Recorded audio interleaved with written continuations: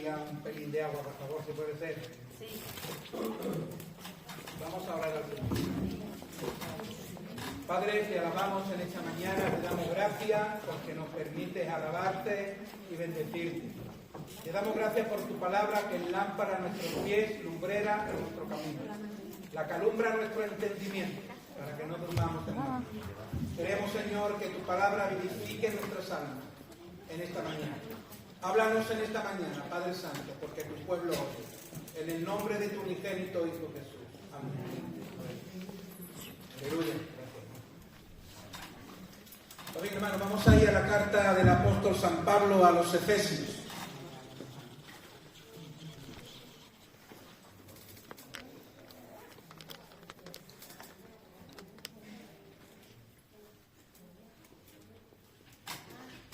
Carta del apóstol San Pablo a los Efesios. Ahí ya comencé yo en su día, en mi tiempo, ¿verdad? En otro tiempo, una serie de predicaciones que simplemente me quedé en la primera. La carta a los Efesios contiene 6 capítulos, recapitulo un poco, contiene 6 capítulos, ¿verdad? Y en cada uno de los capítulos se compara a la iglesia con una figura, ¿ok? La primera predicación, si me dio tiempo a predicarla, capítulo 1, se compara a la iglesia con un cuerpo.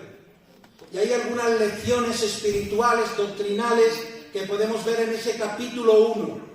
En el capítulo 1 se nos habla precisamente, la lección doctrinal que podemos tomar es cómo aparece en este capítulo la función trinitaria. El trino de Dios aparece en función en este capítulo 1. Y en este capítulo 1 se nos habla evidentemente de la iglesia como un cuerpo que fue planeado y concebido por Dios en la eternidad. Y ahí vemos la figura del Padre, ¿verdad? O de Dios en el origen de la iglesia, porque el capítulo 1 habla del origen de la iglesia, el capítulo 2 habla de la edificación de la iglesia y el capítulo 3 habla de la función de la iglesia. Esas son las palabras clave de cada capítulo. Estamos pues hoy en el origen de la iglesia, y el origen de la iglesia en relación al Padre tiene en este caso que ver con la fundación de la iglesia, el origen de la iglesia desde la fundación del mundo, versículo 4. La iglesia fue planeada y concebida por Dios desde la eternidad. Gloria a Dios, la iglesia eres tú y yo. Y desde la fundación del mundo. Y es el privilegio que tú y yo tenemos, de que fuimos escogidos, predestinados, bendecidos, adoptados por Dios para llevar a cabo la obra que Él encomendó a la iglesia en este mundo. Tú eres un elegido de Dios. Tú eres un beneficiario de las bendiciones del Señor. Esto ya es algo que debemos nosotros de valorar a la hora de valorar nuestra vida, el fracaso o el éxito de nuestra vida en este mundo. Yo soy del que piensa que el cristiano no fracasa nunca, ¿ven? Porque el cristiano debe de valorar esto a la luz de a quién pertenece, a la luz de la identidad que tiene. Y nosotros pertenecemos a Cristo y al reino que nos ha dado. No podemos sentirnos fracasados, porque nos miramos a la luz de las Escrituras. Y por eso, hermano, tú y yo somos privilegiados. La iglesia en su origen nace en el corazón de Dios en la eternidad, en la fundación del mundo. Pero también vemos la función del Hijo. Este cuerpo ha sido comprado por el Hijo a precio de sangre. Y este cuerpo, esta iglesia, está siendo guiada y protegida o guardada por el Espíritu Santo en este mundo. Eso es el capítulo 1, ese es el resumen del capítulo 1, el origen de la iglesia. Planeado en Dios, comprada por Jesucristo a precio de sangre y guiada, en este caso, por el Espíritu Santo de Dios. Eso debe darnos una confianza a nosotros. Pertenecemos a Dios y estamos siendo hoy en día guiados y protegidos por el mismo Dios, Espíritu Santo, que vive y mora en nosotros. Amén. El capítulo 2 es comparado con un templo. Hoy hablaremos del templo. No voy ahora simplemente a dar el bosquejo del capítulo 2. Comparada con un templo. Evidentemente, Lo que vemos aquí cuando se habla de que es comparada con un templo,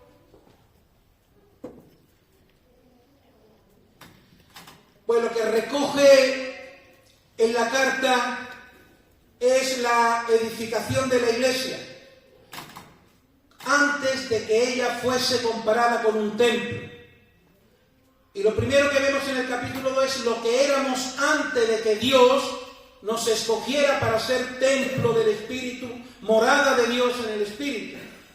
Y lo que éramos, según las Escrituras, capítulo 2, eran personas muertas en sus delitos y pecados, hijos de la ira, obedientes a Satanás.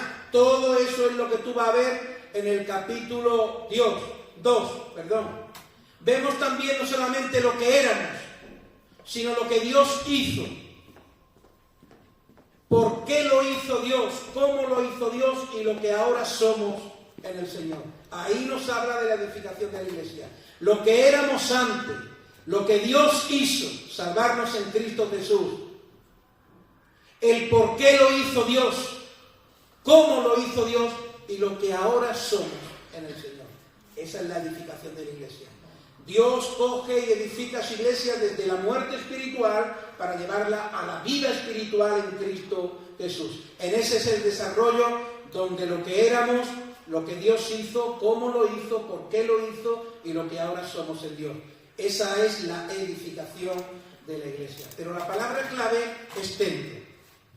Esto que yo he dicho ahora es la estructura para hablar un poco de la fuente extraoficial que yo he sacado de un libro que tengo, ¿vale? Estructura, pero yo no voy a hablar de esto ahora. Yo me voy a centrar en la figura. La iglesia es comparada con un templo, así que yo quiero hablar del templo de Dios en esta mañana. Y para ello vamos a ver lo que el templo de Dios significaba en el Antiguo Testamento. Vamos a ver lo que el templo significaba para un judío. Todos sabemos que el templo,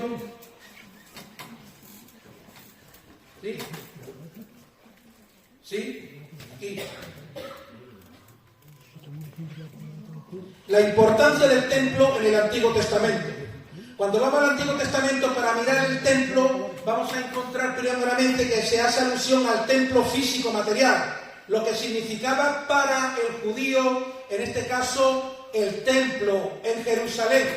Todos sabemos que el templo es la transición última de que el tabernáculo de reunión establecido en el desierto cuando el Israel de Dios era un pueblo nómada, es la transición entre el nomadismo y el sedentarismo. Explico.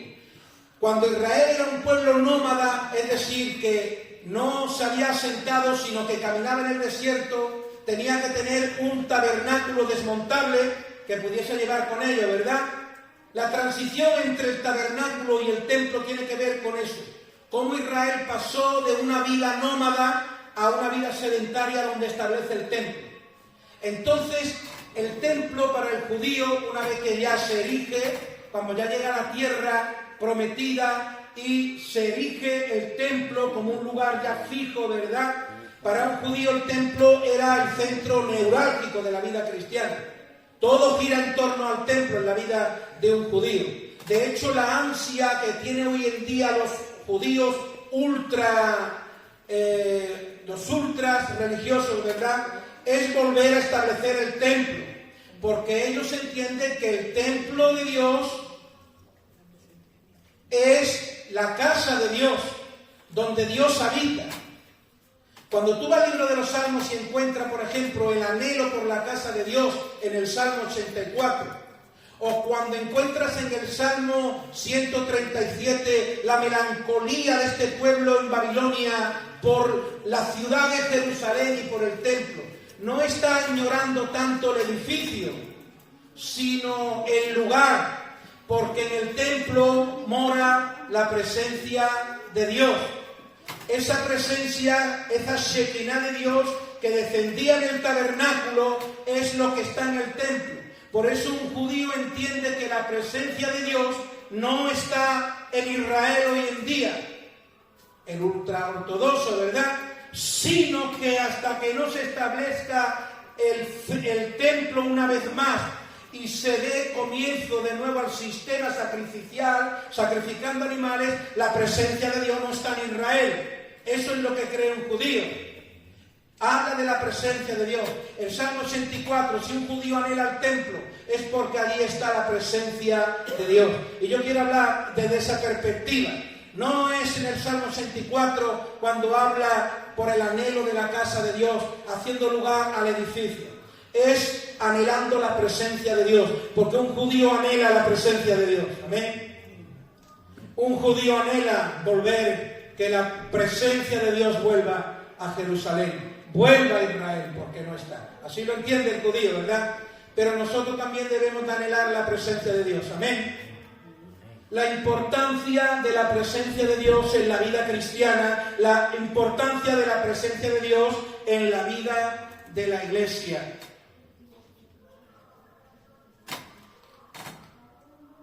Se puede comprender cuando dice, más vale un día en tus atrios.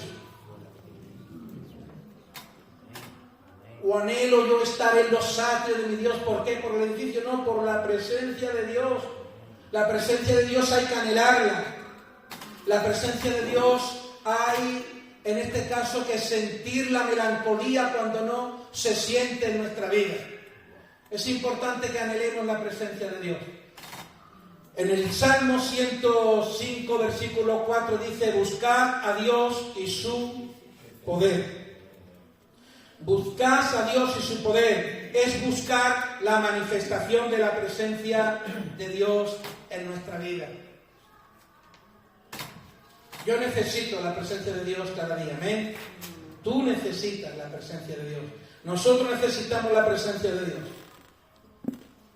En el Antiguo Testamento vamos a ver algunos aportes que la presencia de Dios trae con ella a la vida cristiana. Y es muy importante lo que voy a decir. La presencia de Dios aporta unción. Vamos a hablar de la unción. Cuando en la palabra de Dios nos habla de la unción del Santo, está haciendo alusión evidentemente aquí al Espíritu Santo de Dios. La unción del Santo es el Espíritu Santo. Hemos sido ungidos con el Espíritu Santo, pero también con su poder. Recuerda el Salmo, buscad a Dios y su poder. Así que la presencia de Dios lo que trae es unción. Y la unción en el Antiguo Testamento no tenía que ver solamente con un poder, una autoridad sobrenatural para hacer prodigios, milagros y todas estas cosas sobrenaturales que se llevaban a cabo, sino también tenía que ver con un respaldo de Dios en lo que las personas hacían. Cuando Dios tenía una misión para con alguien, esta persona recibía la unción del Espíritu Santo, no solamente para hacer prodigios y milagros, sino también en función de una unción respaldadora. Es decir, Dios iba a respaldar el ministerio, el servicio, la labor que el Señor había preparado para esa persona. Ese tipo de unción respaldadora también la tiene la iglesia, ¿amén o no? La iglesia ha sido empoderada por el poder del Espíritu Santo, ¿amén? Si tú y yo hemos sido habilitados por Dios para cumplir nuestra misión. Así que la unción del Santo la tenemos todos, ¿verdad? Pero esta unción que Dios da, esa autoridad que respalda, vamos a ver a algunas personas que la tenían. Lo importante es que Dios va a respaldar. Si Dios tiene un ministerio para ti, si Dios tiene un propósito que llevar a cabo contigo, si te ha dado un servicio, lo que sea, Dios va a habilitarte, Dios va a respaldarte en el tiempo para que tú puedas, en este caso, conseguir eso. Dios estaba con Abraham. Abraham tenía esta unción respaldadora de parte de Dios. No estoy hablando ahora de milagros, sino la proyección de que Dios respaldaba la labor que le había encomendado a Abraham. Vamos a ver, en el Génesis capítulo 21, lo que quiere decir que también la iglesia es respaldada por Dios, habilitada por Dios para llevar a cabo la función que tiene. Recuerda que la función de la iglesia la vamos a ver en el capítulo 3 del Efesios. Ahora estamos viendo la edificación de la iglesia comparada con un templo. La importancia del templo en el Antiguo Testamento va en función de la presencia de Dios en la vida del judío, no tanto del edificio, sino el anhelo de la presencia de Dios. El judío necesita la presencia de Dios. Israel necesita la presencia de Dios. El mundo necesita que la presencia de Dios le sea manifestada por aquella entidad espiritual que ha sido empoderada para poder llevar y manifestar la presencia de Dios en este mundo, que es la iglesia del Señor, que eres tú y que soy yo. Amén o no. Tú has sido habilitada, querida hermana, con la unción del Espíritu y su poder.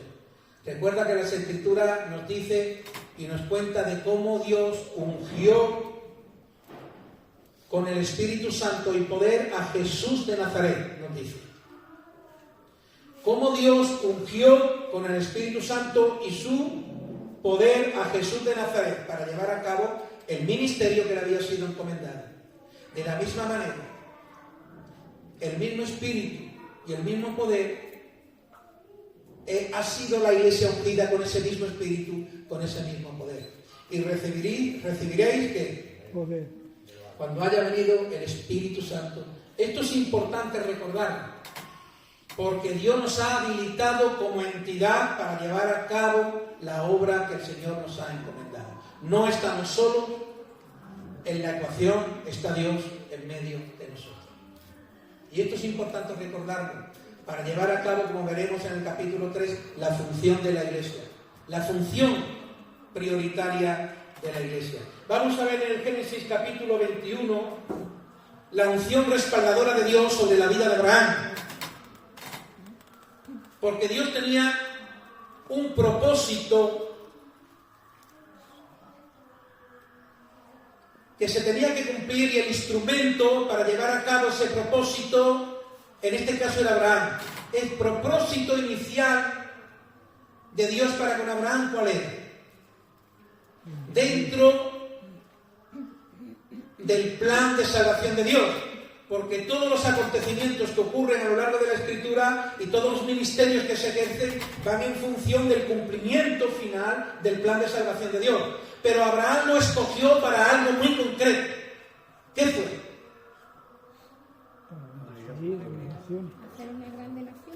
La formación de la nación hebrea. Abraham fue escogido para formar la nación hebrea, evidentemente dentro del proceso del plan de Dios. Pero Dios estaba con Abraham. La unción respaldadora de Dios estaba con Abraham. Capítulo 21 del Génesis.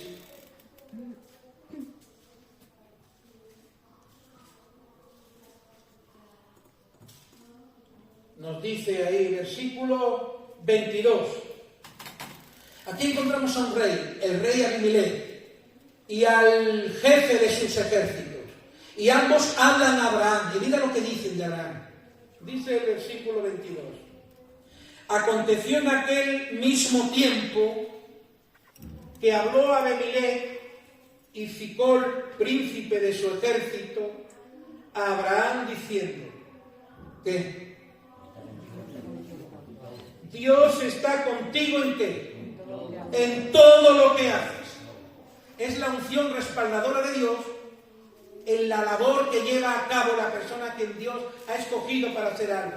Recuerda que nos ha escogido como iglesia para hacer algo. Y lo mismo que se dice de Abraham se puede decir de la iglesia. Dios está contigo en todo lo que haces, que es conforme a su voluntad, evidentemente. Pero vemos la unción respaldadora de Dios en la vida de Moisés. Si vamos también a la vida de José, al Génesis 39, vamos a ver también esa unción respaldadora de Dios en la vida de José. 39,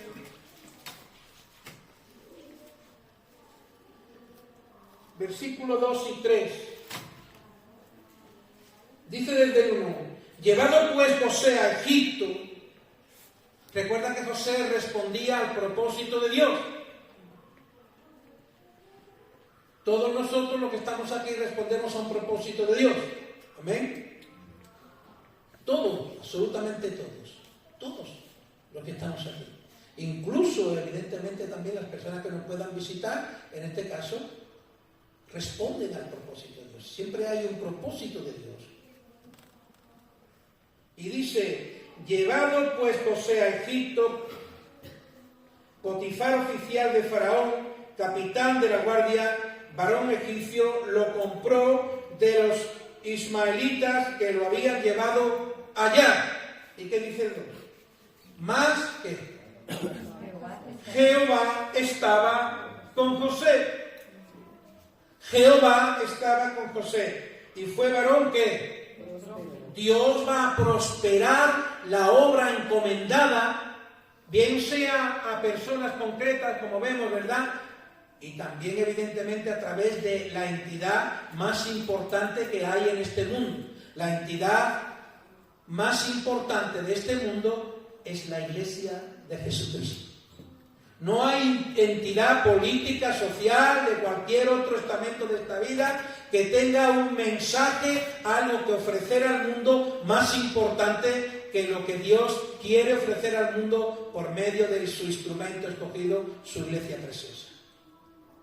Así que nosotros tenemos el mensaje más poderoso, el mensaje que más necesita este mundo. Y hemos sido empoderados por el poder de Dios, por el Espíritu Santo y su poder para llevar a cabo esta función.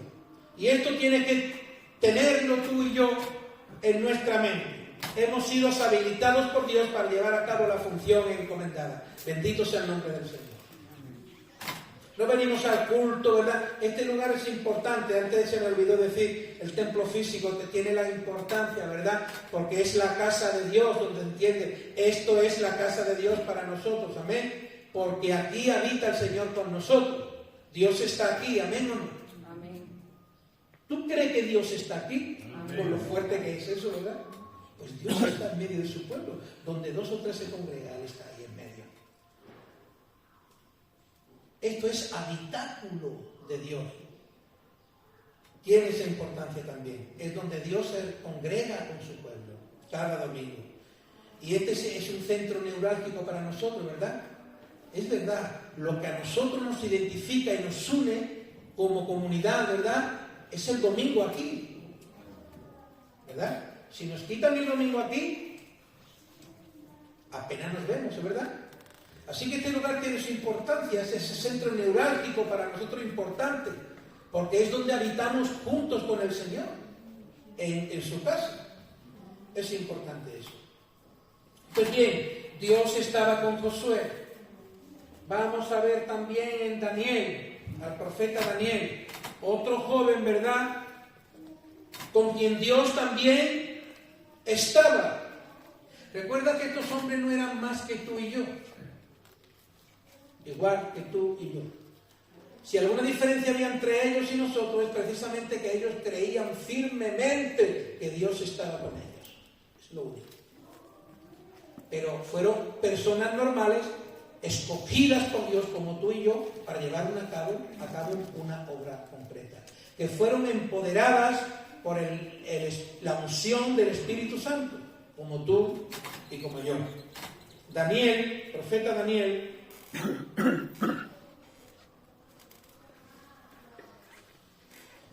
capítulo 1, versículo 9.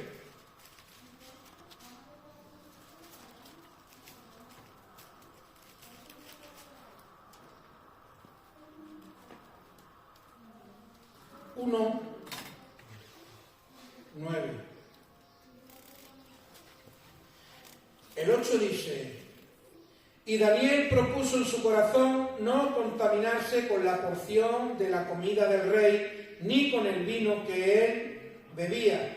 Pidió, por tanto, al jefe de los eunucos que no se le obligase a contaminarse. Y puso Dios, vemos aquí el respaldo de Dios para con Daniel. Y dice, y puso Dios a Daniel ¿en qué? En gracia y en buena voluntad con el jefe de los eunucos. Si Dios estaba respaldando la labor que Daniel estaba llevando a cabo de parte de Dios.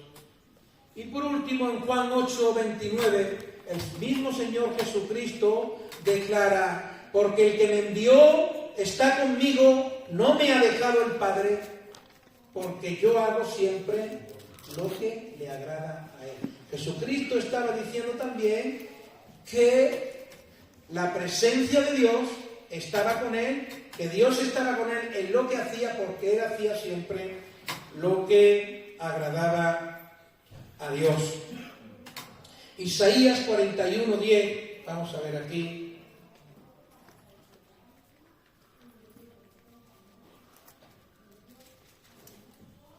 Isaías 41:10, ¿qué dice? No temas porque yo estoy contigo, no desmayes porque yo soy tu Dios, que te esfuerzo, siempre te ayudaré, siempre te sustentaré con la diestra de mi justicia. Está diciendo que mi presencia estará contigo. ¿Tú crees que la presencia de Dios está contigo? Pero ¿lo crees de verdad, más allá de entender que eso es bíblicamente así o de ser un concepto que tengo? ¿Tú sientes que la presencia, la unción respaldadora de Dios está contigo? ¿Tú lo crees? Porque eso es fundamental. Creer que el respaldo de Dios, la presencia de Dios está conmigo y que Él me usa para llevar a cabo su obra y que Él me habilita y me capacita para llevar a cabo la obra que Él me ha encomendado. Eso lo tiene que entender la Iglesia, eso lo tiene que abrazar la Iglesia, eso lo debe de vivir la Iglesia, eso lo debe de manifestar la Iglesia. La presencia de Dios. Que las personas puedan ver la presencia de Dios en nuestra vida. Esa autoridad habilitadora que te habilita con el respaldo de Dios. En Hebreos 13, versículo 5.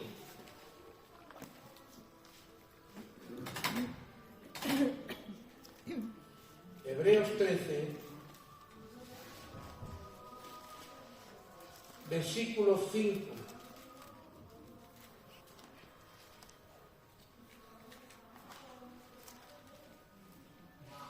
Sean vuestras costumbres sin avaricia, contentos con lo que tenéis ahora, porque Él dijo que, estamos hablando de que la presencia de Dios está con nosotros, amén o no. ¿Qué dice ahí? Porque, ¿qué ha dicho Dios aquí? No te desampararé. No te desampararé, Ni te dejaré. ni te dejaré. Oye lo mío. Va a haber uno que te va a gritar al oído que ¿dónde está tu Dios? Cuando estés en el problema, cuando estás, ¿dónde está tu Dios? ¿Dónde está tu pastor? ¿Dónde están tus hermanos? ¿Dónde está tu tal? ¿Dónde está tu cual? Pero la presencia de Dios está con nosotros, porque el Espíritu de Dios habita en nosotros. Y la presencia de Dios está con nosotros de forma permanente. ¿Amén? Tenemos también en Mateo 28 el dicho de nuestro Señor Jesucristo, que dice que yo estaré contigo todos los días, hermano, que es verdad. Recuérdaselo al enemigo cuando te grite que estás solo, sola, que no vas a poder, que no se puede arreglar. Sí se puede arreglar, amén. No hay nada que no tenga arreglo. Dios es experto en esas cosas. No hay un imposible para nosotros si entendemos que Dios está metido en la ecuación, amén. Y que nos ha habilitado para hacer su obra. Tú vales mucho para Dios. Amén. No pienses que esto es para ti. Tú vales mucho para Dios. Dice, no te desampararé ni te dejaré. De manera que podemos decir confiadamente, ¿verdad? El Señor es mi ayudador. No temeré lo que me pueda hacer el hombre. Bendito sea el Señor. Esa es la autoridad que viene de parte del Señor. La Iglesia ha sido empoderada por Dios para llevar a cabo la función que tiene encomendada. Tú y yo sabemos cuál es la función de la Iglesia. La función de la Iglesia, y lo sabemos, es llevar a cabo la gran comisión. La Iglesia, todo lo que haga y todo lo que respire y se respire en la Iglesia tiene que ir en función de las almas perdidas. tiene que ir en función de todas las personas que no creen y tienen que ir en función de todas las personas que han sido nacidas y educadas en una religión hueca y vacía que no salva. Hay que ayudar a los religiosos a ir un paso más allá, a una relación real con Dios. Y hay que ayudar al que no cree a que crea. Porque esa es la función que nosotros tenemos que hacer. La Iglesia tiene que ser evangelizadora 100%. Es lo más importante. Muchas veces estamos metidos en muchas cosas, pero lo más importante es predicar el Evangelio. Que tú te conviertas, tú te conviertas en un hombre o una mujer potencialmente evangelizadora a nivel personal. Y como Iglesia, que la actividad más importante que tenga la Iglesia sea la de alcanzar a las almas con la salvación. Amén. Eso siempre, hermano. Esa es la función de la Iglesia, capítulo 3 de Efesios. Capítulo 1, el origen de la Iglesia. Capítulo 2, la edificación de la Iglesia, desde la muerte hasta la vida en Cristo. El proceso en el que Dios lo hace, cómo lo hace y por qué lo hace. Y también el capítulo 3, en este caso ya hablaré, la Iglesia comparada con un misterio. Capítulo 3, la Iglesia comparada con un misterio. Y ahí te habla de la función de la Iglesia. Capítulo 3, ahorita en capítulo 2. La Iglesia comparada con un templo. El templo comparado con la presencia de Dios. Un judío cuando mira al templo, lo que anhela en el Salmo 137, y nos cantaba y nos dijeran que cantáramos cántico de Sion en Babilonia. ¿Cómo me olvidaré de ti, Jerusalén, la ciudad de Dios? Amén o no. Porque ellos conciben que en Jerusalén y en el templo está la presencia de Dios. Pero anhelaban que Salmo 84, la presencia de Dios. Tenían nostalgia cuando estaban lejos de Jerusalén, que estaban lejos de la presencia de Dios. La presencia de Dios es fundamental en la vida, hermano, del cristiano. Sin la presencia de Dios no estamos habilitados para llevar a cabo. Sin la presencia de Dios no podemos mantener esa pasión por Jesucristo y su obra. Es la pasión por la presencia de Dios lo que tiene que guiar nuestras vidas, hermano. Sin la presencia de Dios, Moisés que dijo, si tu presencia no viene con nosotros, no nos mueva de aquí, Señor. Si tu presencia está con nosotros y está, Dios le ha garantizado, amén. Dios ha garantizado en la Escritura que la presencia de Dios está permanentemente con nosotros. Eso es una de las cosas que aporta la presencia de Dios a la vida de la Iglesia, a la vida cristiana. Otra cosa que aporta la presencia de Dios es renuevo y fortaleza. Amén. La presencia de Dios renueva y fortalece a su pueblo, renueva y fortalece a su Iglesia. En el libro de Daniel, vamos otra vez ahí, hoy movemos la Biblia, capítulo 10, versículos 18 y 19, vemos en la vida de Daniel cómo Daniel necesitó ser renovado y fortalecido por el Señor en el cumplimiento de la labor que Dios le había comentado. Y nosotros vamos a necesitar y necesitamos en el cumplimiento del ministerio, sea un ministerio común, que es el ministerio que tenemos común, el ministerio de la reconciliación o el mandato de la Gran Comisión, ¿verdad? Necesitamos ser renovados y fortalecidos por el Señor, por el Espíritu Santo, de manera permanente. O sea, en el ministerio particular que tengas. ¿Por qué? Porque, como decía la hermana, va a haber cosas de la vida y también el intento del enemigo de robarnos la fuerza, de quitarnos el ánimo, ¿verdad?, para que no sigamos trabajando. Pero el único sitio donde podemos tú y yo encontrar el renuevo es en la presencia de Dios. Amén. Amén. Amén. Amén. Es en la presencia de Dios, hermano, donde tú y yo nos renovamos. Daniel se renovaba ahí. Era Dios quien renovó la fuerza de Daniel. Era Dios quien renovó la fuerza de Elías debajo del enebro. Era Dios quien renovó y fortaleció a Jesucristo en Getsemaní. Dice ahí, capítulo 10, 18, 19.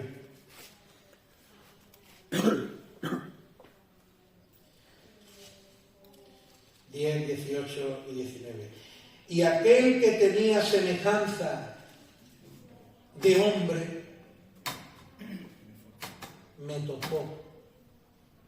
¿Quién es ese en las Escrituras? Dios. El que tiene semejanza de hombre, ese título, ¿a quién se le da? Jesús. Jesús. Jesús. A Dios sí. A Jesús. Jesús. ¿A quién? A Jesucristo. A Jesucristo. Jesucristo. Aquel que tenía semejanza de hombre. ¿Quién dice que lo fortaleció? Jesús. Cristo. Y me fortale, Sí. me tocó y me fortaleció. Y me dijo, muy amado, no temas, la paz sea contigo, esfuérzate y aliéntate. Eso es lo que Dios nos dice, hermano, cuando estamos caídos, cuando estamos necesitados de su visita. Él nos alienta, nos renueva y nos fortalece. ¿Tú lo crees? ¿Cuántas veces has necesitado el renuevo de Dios y que Él te levante y te fortalezca? ¿Cuántas veces Dios lo ha hecho? ¿Cuántas veces te ha fallado Dios? Nunca. Yo he necesitado muchas veces, y tú, o como decía ayer la hermana, ¿verdad? Muchas veces nos desanimamos, viene el desánimo y no tenemos ganas de vivir. Ese tipo de cosas que trae el desánimo, ¿verdad? ¿Y dónde encontramos nosotros el renuevo, hermano? En la presencia de Dios. No te va a renovar el pastor, no te va a renovar el hermano, todo eso puede servir, pero donde tú y yo vamos a encontrar el renuevo y la verdadera fortaleza es en el Señor, en una relación con Él. Daniel la tenía y era renovado ahí. Y aliéntate, y mientras él me hablaba, recobré, ¿qué? Las fuerzas. ¿Qué recobró Daniel mientras él le hablaba? Las fuerzas. Y dije, habla mi Señor, porque me has fortalecido. Así que el Señor renueva y fortalece a sus hijos, a su iglesia. Isaías 40, vamos ahí.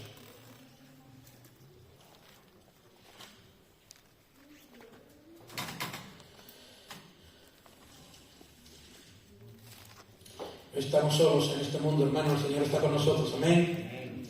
No estamos solos en la empresa de cumplir con el ministerio.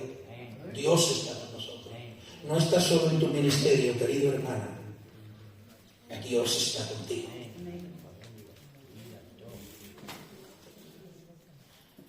29 al 31 del 40 dice ahí: Él da esfuerzo al cansado y multiplica las fuerzas al que no tiene ninguna. Él da esfuerzo, alienta, empuja anímicamente al cansado y le da fuerzas al que no tiene ninguna. Y lo dice Dios. Y si hay algo que Dios no puede hacer, es que ¿hay algo que Dios no puede hacer? Mentir. Si Dios dice en su palabra, dice eso, eso es así. Él da esfuerzo al cansado y multiplica las fuerzas al que no tiene ninguna. Los muchachos se fatigan y se cansan, los jóvenes flaquean y caen, pero los que esperan al Señor tendrán nuevas, levantarán alas como las águilas, correrán y no se cansarán, caminarán y no se fatigarán. El renuevo y la fortaleza de Dios vendrá sobre tu vida, vendrá sobre la iglesia del Señor. Así que ese es otro aporte. Dios nos unge con el Espíritu Santo y su poder, pero Dios también renueva y nos fortalece cada día, cada vez que lo necesitamos. En el Salmo 16 vamos a ver otro aporte. Voy a ir terminando hoy, no me voy a prodigar en mis palabras. Salmo 16, versículo 11, quiero saber de memoria. Me mostrarás la senda de la vida. ¿Y qué más dice a continuación? En tu presencia hay plenitud de gozo, delicias a tu diestra. Otro aporte de la presencia de Dios en la vida de la iglesia es el gozo. de su salvación. Es el gozo que Dios trae a nuestra vida. ¿Amén? La vida del cristiano es una vida gozosa desde esa perspectiva. Lo que produce el Espíritu Santo en nosotros es gozo. El gozo de su salvación. El gozo es muy necesario en la vida cristiana. ¿Tú estás gozoso? ¿Tu estado actual es de gozo? Eso no quiere decir que no te esté influenciando tus circunstancias.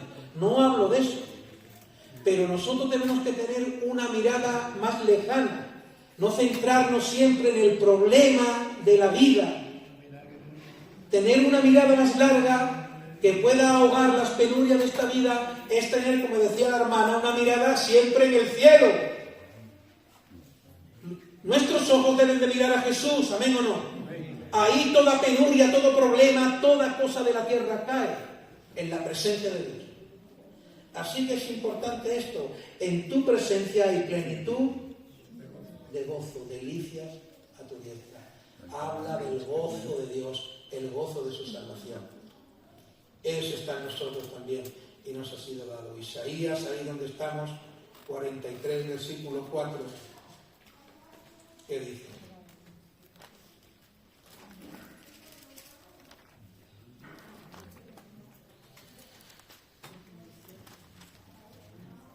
Porque a mi favor fuiste de gran estima, fuiste honrado y yo te amé. Daré pues hombre por ti y naciones por tu vida. Gozo de Dios. Hemos sido redimidos por la gracia de Dios y ese gozo de la redención, ese gozo de la salvación está en cada uno de nosotros. Así que Dios nos ha habilitado con su poder. Dios renueva y fortalece nuestra vida. En Cristo somos más que vencedores desde esa perspectiva. El gozo de Dios ha de ser una característica permanente en nuestra vida, independientemente de los problemas de la vida, porque el gozo es una manifestación, en este caso un gajo, una manifestación del fruto del Espíritu. Y eso está en nosotros. El gozo del Señor además es nuestra. El gozo es lo que va de Dios, lo que va a activar ese sentimiento anímico, positivo, que es fundamental para la vida diaria. Dice el proverbio, ¿verdad?, que el ánimo del hombre soportará la enfermedad. Pero ¿quién soportará al ánimo angustiado? Dios no nos quiere en un ánimo angustiado. Podemos tener un ánimo angustiado, pero sabemos que buscando al Señor y su poder, eso se puede corregir. El gozo de Dios puede inundar nuestra vida. Podemos cambiar nuestras tristezas en alegría. Si tenemos un pensamiento correcto y mantenemos una comunión con Él, porque ahí está la clave. Si mantenemos un pensamiento correcto según las Escrituras y mantenemos una comunión con Él, eso aporta confianza. Y la confianza precisamente es la seguridad que nos da el tener una relación con Él. Por eso otro aporte importante en la vida de la Iglesia que trae la presencia de Dios es paz. Amén. Tú y yo tenemos paz, ¿o no? ¿Tú tienes paz? Eso no quita que no tengas problemas, que no haya turbaciones en tu vida y demás, que puede influenciar, pero no determinar nuestra respuesta. Por eso mantenemos la paz de Dios que sobrepasa todo entendimiento. Podemos en medio de la tormenta tener paz, tener tranquilidad, poder descansar en el Señor. Eso lo dice la palabra de Dios. Podemos, hermano, porque el Espíritu Santo está en nosotros y porque la paz es otro fruto, otra manifestación del fruto del Espíritu en nuestra vida. La presencia de Dios aporta paz. Éxodo 33.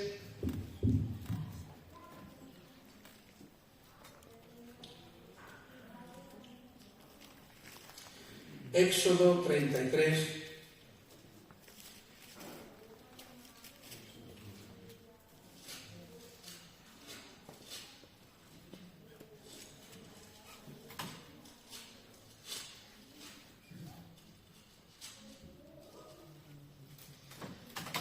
Versículo 14 al 16.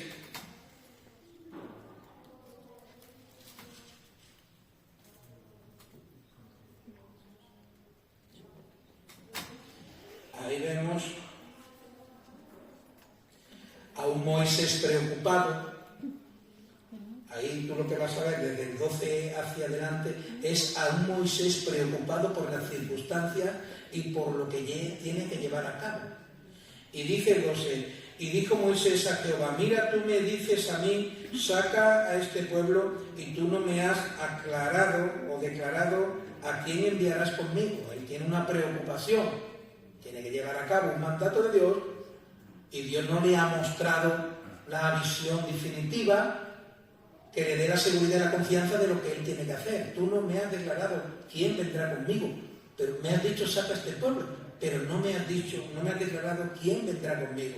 Y dice ahí, sin embargo tú dices, yo te he conocido por tu nombre y has hallado también gracia a mis ojos. Y también Moisés gozaba de la unción respaldadora de Dios en su labor. ¿Y qué dice ahora el 14? Y dice, y él dijo, la presencia de Dios, irá y te proporcionará ¿qué? Descanso, paz. La presencia de Dios aporta también paz. La paz es la consecuencia directa de nuestra confianza en el Señor. Solamente tenemos o necesitamos creer y mantener una relación de comunión con Él. Una relación de comunión con Él.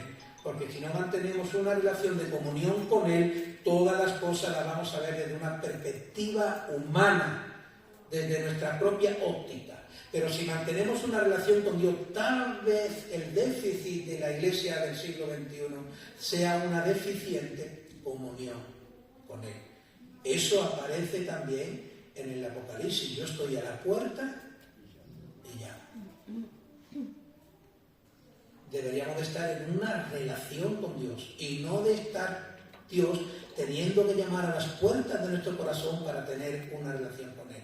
Si no tengo una relación con Dios, lo que tengo es una religión de fe. Recuerda que la religión no te va a ayudar, no te va a aportar unción, no te va a aportar renuevo y fortaleza, no te va a aportar gozo, no. Pero una relación con Cristo sí te va a aportar todas estas cosas. Amén. Por lo tanto, qué bueno es que cultivemos una relación, que nos resistamos a que nuestra vida caiga en una liturgia religiosa. Porque cuando se tiene vida en Cristo, eso no puede ocurrir, no debería de ocurrir. Cuando no se tiene vida en Cristo y somos una religión muerta, tradicional, pues vale. Pero cuando hay una relación, un nuevo nacimiento, como tú y yo hemos nacido de nuevo en el Señor y hemos ido más allá de una religión, esa comunión hay que alimentarla, esa comunión hay que cuidarla. Amén. Así que somos responsables delante de Dios, cada uno de nosotros, de cuidar nuestra relación con Dios. Porque en la medida que yo me relacione con Él, tendré confianza. Como el fruto de esa confianza, tendré paz en medio de los problemas de la vida. Me influenciará. Evidentemente soy un ser emocional. Las cosas que vienen a mi vida me influencian, pero no van a determinar mi respuesta a Dios. No, cuando no hay una relación y es una religión, las circunstancias determinan mi respuesta. Y cuando un creyente está determinado, su respuesta está determinada por su circunstancia, créeme, no tiene una comunión adecuada con Jesucristo. Cuando la tienes adecuada te influencian, pero no determinan tu respuesta. No puede influenciarme hasta el punto de decir, es algo que puede ocurrir, ¿no? Pero muchas veces no venimos a la iglesia porque han determinado mi respuesta a mis circunstancias. Cuando debería de ser, cuanto más problemas tenga, más necesito acercarme al Señor. ¿Amén o no? Amén. Cuanto más problemas tenga, más necesito ir a donde Él está con su pueblo y donde Él va a hablar a su pueblo. Porque Él puede saciar mi necesidad con su palabra. Esto es importante, hermano. Así que, bueno, este es el aporte que trae la presencia de Dios. Y para recapitular un poco, comentar esto. Hemos sido edificados como iglesia por el Señor Jesucristo. Él, Dios, nos ha dado vida en Jesucristo para que nosotros llevemos a cabo la función. Y que a la hora de llevar a cabo la función, nosotros hemos sido empoderados por la unción y el poder del Espíritu Santo. Amén. Créelo, hermano. Tú has sido habilitado, habilitada por Dios para cumplir con lo que Dios te ha encomendado. Y aunque venga el desánimo, aunque venga la prueba, aunque venga el desgaste, aunque venga el cansancio, recuerda que en el Señor, en su presencia, tenemos la renovación y la fortaleza para nuestras vidas. Y que el conocimiento de la salvación obrada de Dios hace que nuestra alma esté inundada de dos cosas fundamentales: el gozo de Dios y la paz del Señor. Amén. Así que esto es muy importante, hermanos, para que nosotros tengamos el concepto, el conocimiento de que podemos hacer la labor que Dios nos ha encomendado, que no estamos solos, ¿de acuerdo? Hemos sido edificados, el Señor nos ha pasado de una vida de muerte a una vida de vida en Cristo. Lo ha hecho Dios porque nos amó con misericordia. ¿Cómo lo ha hecho Dios? Pues lo ha hecho mediante la gracia, mediante la fe en Jesucristo. ¿Y por qué lo hizo? Fuimos hechos a hechuras de Dios para llevar a cabo el ministerio que Él nos ha encomendado desde la fundación del mundo, la predicación del Evangelio. Así que es muy importante, hermano, que tenemos todo el año, hemos empezado el año pues con una ráfaga de ataque del enemigo, ¿verdad? ¿O no? Ha habido enfermedades que no estaban y están, quiera o no quiera, eso es natural, pero Satanás usa esas cosas para desanimar, para hacerte temer, entrar en miedo, para que te cuestiones tu fe. Su fe entró en conflicto. Hay situaciones en la vida que no podemos alcanzar a entender y que hace que entremos en conflicto, nuestra fe entra en conflicto. Eso forma parte también del plan de Dios. Dios tiene que tratarnos y tenemos que ser enseñados en la escuela de Dios. Pero Satanás, a través de la enfermedad, ha intentado desanimar. También a través de problemas, situaciones, de malos entendidos, de todo aquello que Él pueda usar para debilitarnos en el cumplimiento de nuestras funciones. Nos vamos a levantar todavía, tenemos una serie de meses por delante para cumplir con el propósito de Dios. ¿Amén o no? Este año todavía sigue siendo un tiempo de cambio. ¿Tú lo crees? ¿Sigue siendo un tiempo de cambio para ti este año? ¿La oportunidad de cambio? A nivel personal, a nivel familiar, los hijos. Y a nivel eclesial, yo lo sigo creyendo. ¿Sabes una cosa? Nosotros podemos tener una visión y es como el Coca-Cola, ¿no? Cuando tú le abres el tapón, ¿qué vas? Tú sabes que muchas veces yo he comprobado esto, yo he tenido una visión, yo he tenido un anhelo que estaba ahí puesto delante de Dios. Yo en el tiempo lo he olvidado, pero en el tiempo Dios me ha recordado de que Él no, y que ha estado esperando que lo retomara. Bendito sea el Señor. Dios no se olvida, nosotros sí, pero Él quiere que nosotros nos levantemos en medio de las circunstancias adversas, nos acordemos de que su presencia está con nosotros y que eso nos basta para llevar a cabo el cumplimiento de lo que Él nos ha encomendado. Y que si tenemos una mirada en el horizonte puesta en el cielo, las aflicciones presentes de esta vida no se pueden comparar con las glorias venideras en Cristo Jesús. Y aunque esté caído me levantaré, y aunque more en tinieblas, el Señor será mi luz. Él es mi ayuda y mi fortaleza. Ese poder nos lo ha dado Dios. Eso está en nosotros, hemos sido empoderados. No dejemos que el enemigo mitigue esa la realidad. No dejemos que Satanás distorsione nuestra realidad espiritual. Yo no soy un fracasado, aunque haya caído me levanto. Yo soy un hijo de Dios y yo no contemplo las cosas de esta vida para medir el éxito o el fracaso. Yo no he fracasado porque parto de lo que Cristo ha hecho por mí y de lo que soy en Él. Mi identidad con Él. Por eso, Iglesia, levántate en el nombre de Jesús y sigamos haciendo la obra que el Señor nos ha encomendado. Tu ministerio, hermano, ese ministerio particular que tú tienes, llévalo adelante. Sigue fortaleciéndote en el Señor. Y el ministerio que tenemos nosotros común, llevémoslos hacia adelante. Bien en el evangelismo personal como en el evangelismo organizado, si se hace cosas organizadas, vayamos hacia adelante, porque esa es la voluntad del Señor. Y que todo lo que uno esté aprendiendo sea para ponerlo en obra en función de las almas que necesitan la salvación. Amén. Así que ánimo en el nombre del Señor y vamos a seguir batallando para la gloria y honra de nuestro Dios. Nos vamos a poner de pie y vamos a orar. Voy a pedir que